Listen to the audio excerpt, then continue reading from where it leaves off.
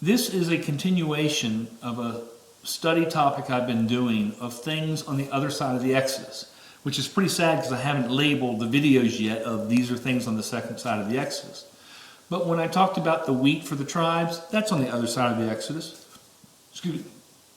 When I talked about roads and trains, and didn't really go into it, but subways are certainly a part of it because the cities in 1,000 years from now, our land is going to be, each person's land is going to be basically like a city, almost like Hong Kong, very close in the numbers to what current Hong Kong is.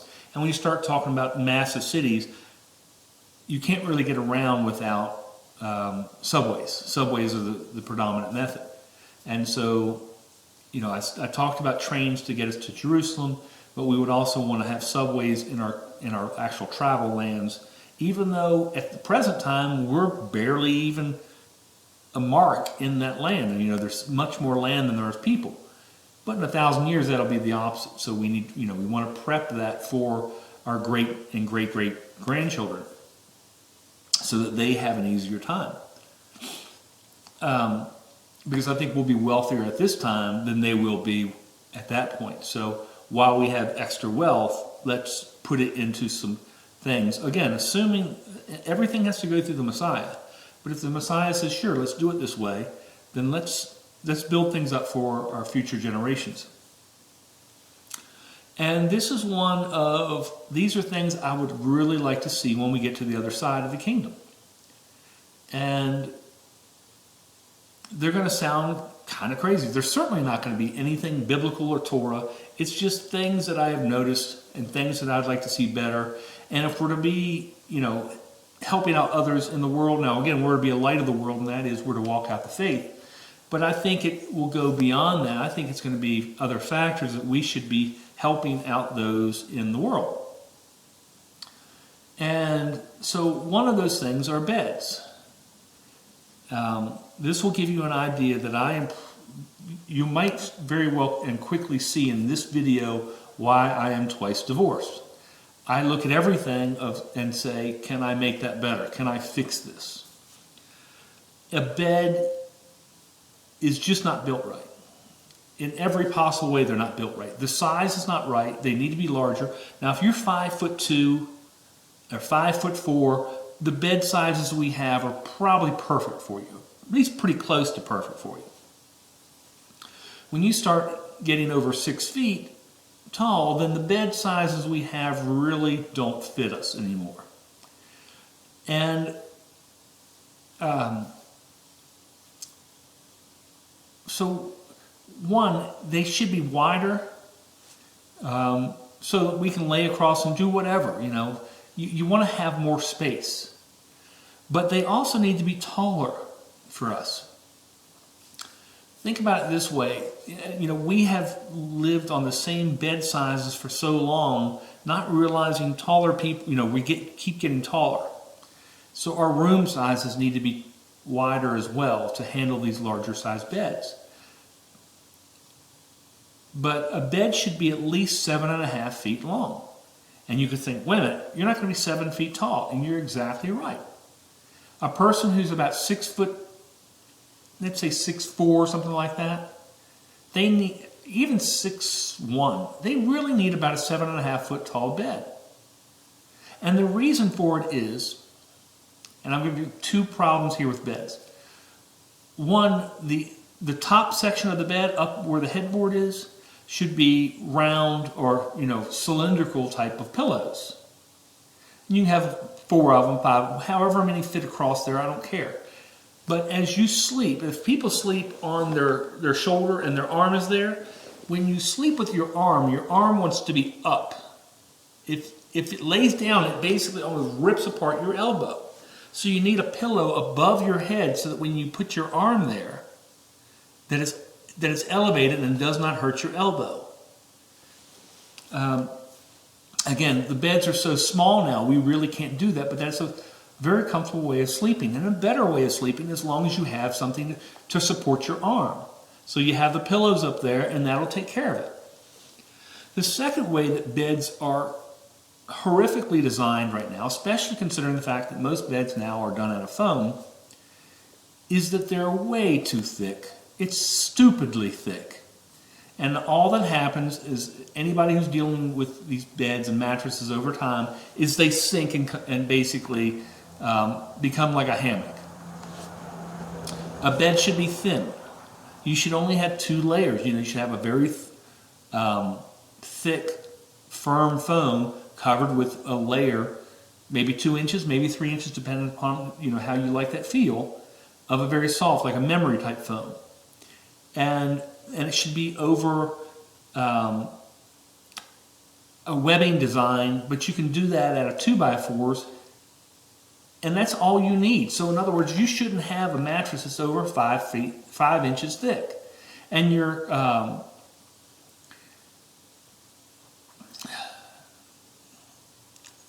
the box spring should only be about 3 inches thick. And that's pushing it. And now we have these monster things, and the whole design is wrong. The whole design is wrong, and the design actually leads to problems. It needs to be larger in size, and then it needs to be done in a much thinner thing. So you build up your bed, the frame itself, you do the rails higher, do your headboard lower, so that you can actually, because you still want the bed at the same height. Your bed height should be based upon where, as you would basically crawl into bed, so a few inches below your butt. So, again, is anything here biblical? No. This is a factor of things that I'd like to see improved when we get to the other side. Another thing is cars. Cars are totally misengineered from the ground up, and literally from the ground up they're done wrong. And this one is done wrong for those who are in the kingdom as we go back, and for future generations, because our road sides are going to be limited. What we go back with is basically what we're going to have for road sides. And as we have more and more people, we're putting more and more people on the road. Our road size is basically going to be locked in. So the only way to really work with that is to get smaller cars.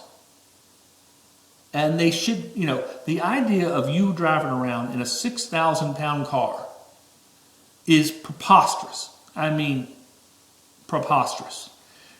The lightest car on the road is over 2,000 pounds, and that is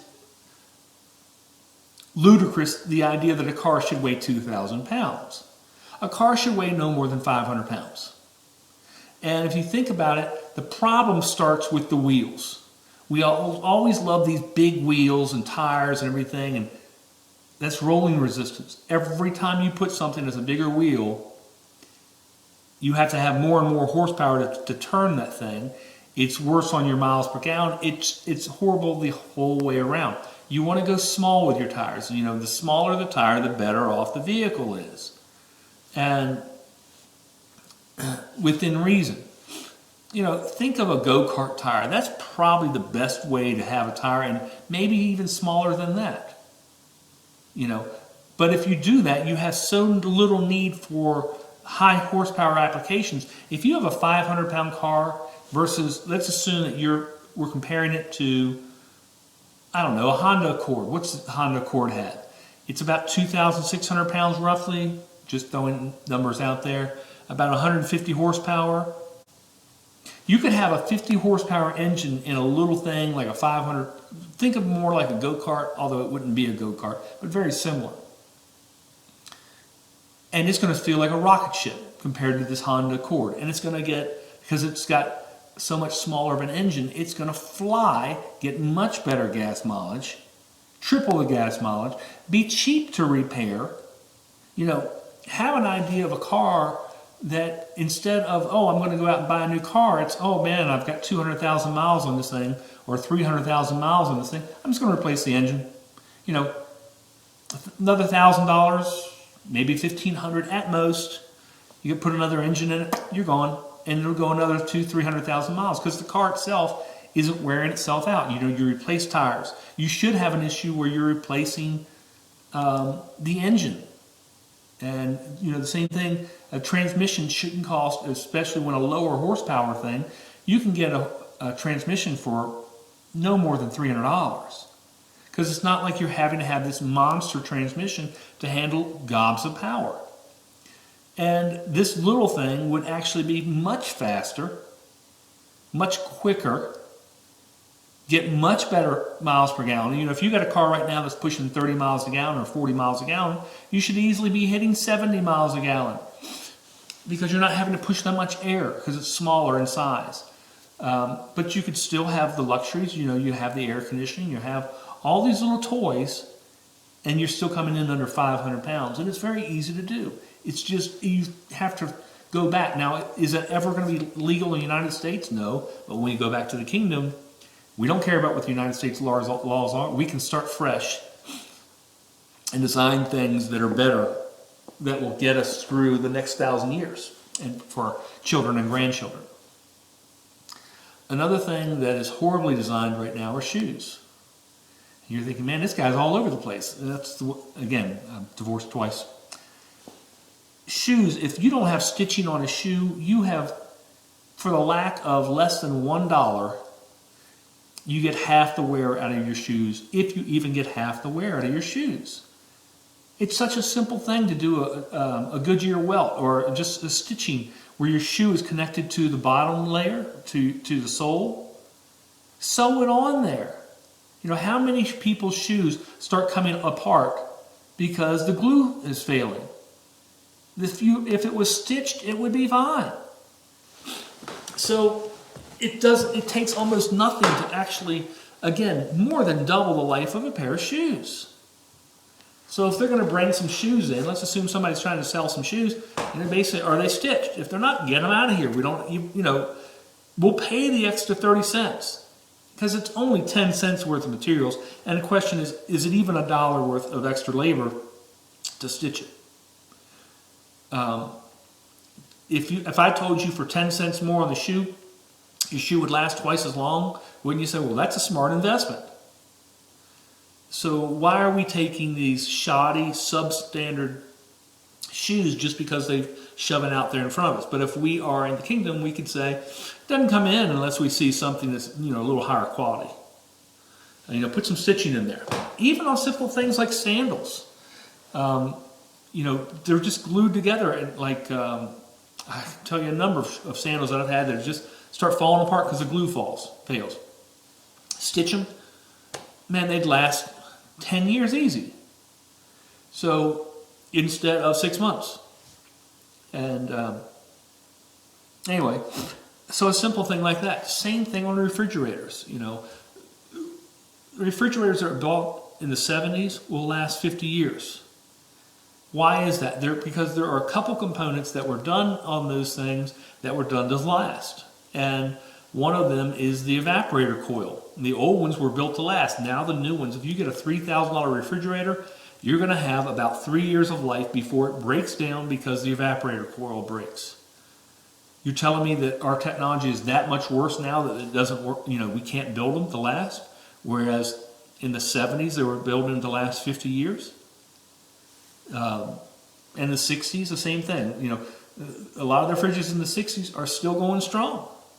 So build them better with a little evaporator coil, or market them as garbage, and have to actually say this is garbage. It won't last 3 years. And if a manufacturer has to put on their product it's garbage or as a throwaway, nobody's going to charge $3,000 for a refrigerator that's only going to last them 3 years. So they'll build, instead of getting a 10-cent evaporator coil, they'll spend $1 to build it, and you'll get a long life out of it. So, it's a very simple thing. We have so much in our life that is throwaway, and it is a waste of so much of our things, and so much of the minerals and materials that come out of the earth because we're just throwing it in the garbage. And it's just wrong. It takes just a little bit of extra effort to make things last a long time.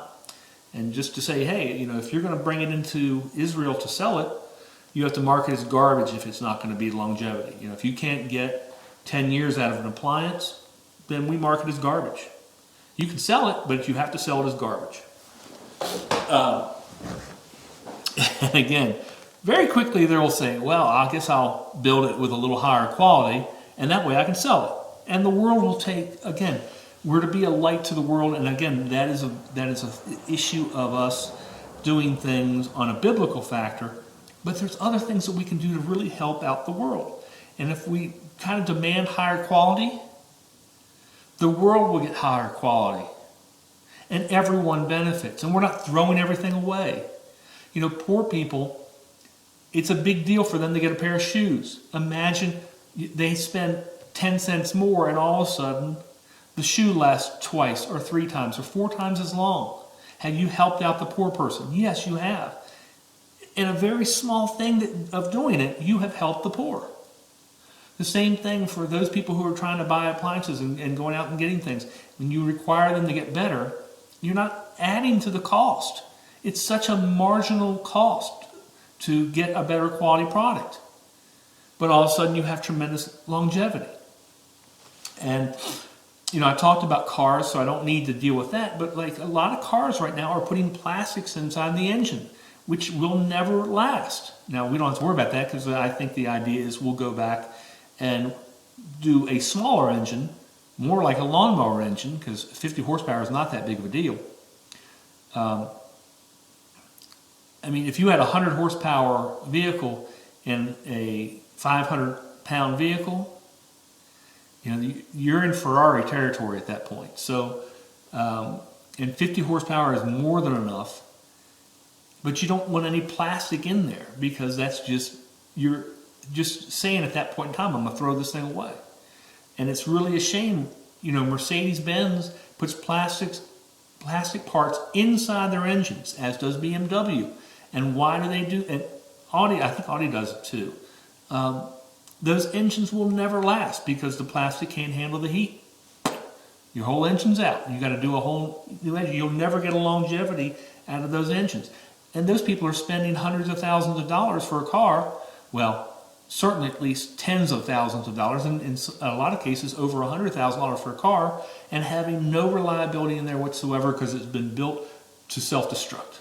Because the engineers wanted to save, what, maybe $1, at most $1, on a vehicle that costs, all of those things are over $50,000, and they wanted to save $1. And they were willing to sell you, the purchaser, down the road because of it.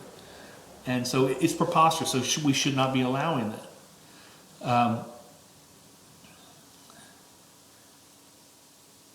And I've got one other video I want to do on things at the other end. But I also, simple things like recliners, and men love recliners, and recliners are the worst engineered product I've ever seen. And the reason for it is because when you stretch it out, the section right by your lower back spreads apart. And all of a sudden your back has no support there.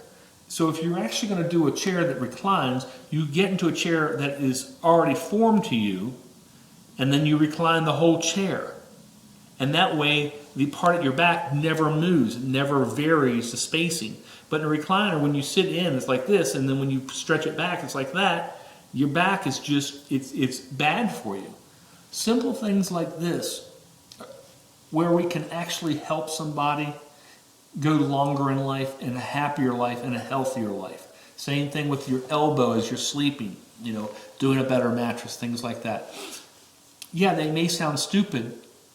And again, what you're doing is you're actually, because there are, you know, as we know, realistically, there are like 4 different sizes, or 5 if you include the California King as a size, or standard size for mattresses. We need to add 6 and 7 so that they're standardized sizes. And so many more people will be buying those.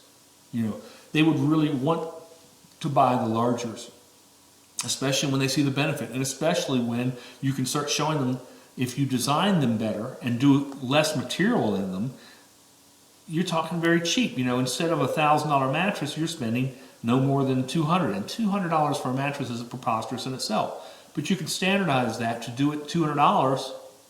That would include the box spring. And, you know, have you helped out society in general? And the answer is absolutely you have.